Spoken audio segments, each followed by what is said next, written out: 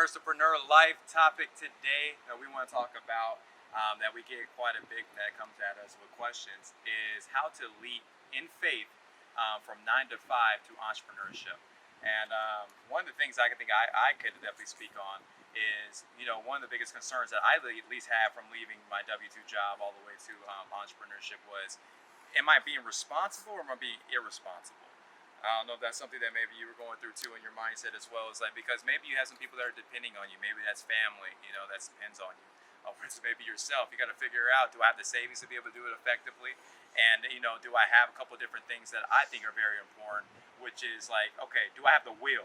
Right? Because if I don't have like the willpower to make something happen and I don't have a track record of that, it's probably not going to work out very well for me to transition. And then the next thing you have to think about is like, who's affected by it? So who's the who? Like, who's affected by it, in regards to my decision from going from W-2 to entrepreneurship. Another big one that I figure out that's very big is the why. Like, why are you doing it? Because if you don't have like a why, you're going to burn yourself out simply because maybe it's a trend right now for you, but it's not something that you made a real decision for. So I think that's very, very important in regards to what you're doing. If you're going to make a decision as a transition, again, it's never going to be a perfect time to do it. I don't think there is a perfect time to do it. There's no perfect season. There's no perfect weather for it. It's kind of, is a leap of faith.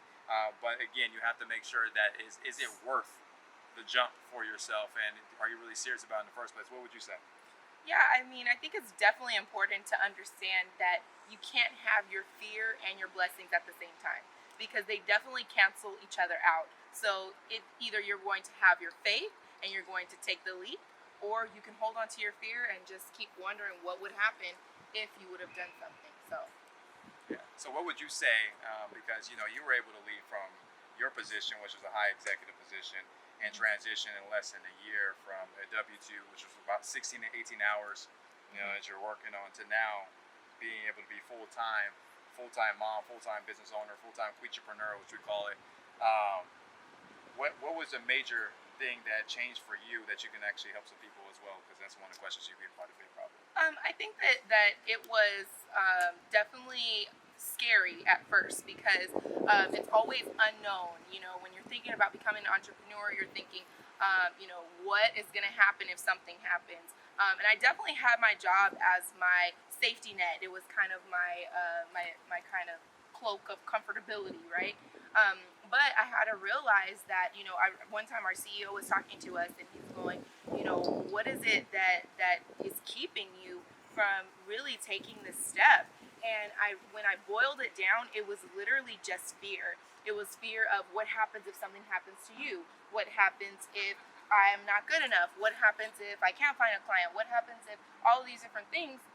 And I had to realize, Spring, you're operating right now in fear, and there's never going to be any fruit that comes from that. So I just decided to, pray about it. I feel like God really spoke to me. I felt like everything that I did, I was hearing, to become an entrepreneur, to stop being fearful, to take that leap. And finally, when I did, I was just so grateful that I did, because, I never looked back. So, I wish I would have done it sooner.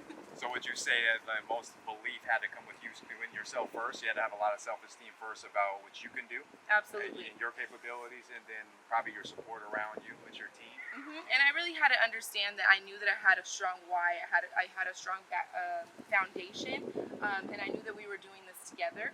So I felt more comfortable thinking like, okay, well, if again, some people, you may not be running your business with your partner, but I'm sure you probably have some type of a support system. And so as long as you know that those foundational pieces are set, you've already started to work and you've kind of met your capacity in your part-time efforts. That's when you have to start praying and soul searching and really just find, is this a reason based off of, it's not in my ability? Is it a reason that I'm not going because of, it's not right market timing, different things like that? Or is this just literally rooted only in fear? And so when I realized that it was just fear, that's what made me say, okay, I can't operate like this. If I want blessings, then I'm going to have to move forward. So I'm really grateful that I did that. Yeah, I like that. So just in summary, from what I'm listening to you is, You have to have belief in yourself first. Mm-hmm. You have to have belief in your support team, which is your team, and then you have to have some type of faith that can push you over to the 11th hour. Exactly. If you have those three things, everything's going to take care for you too.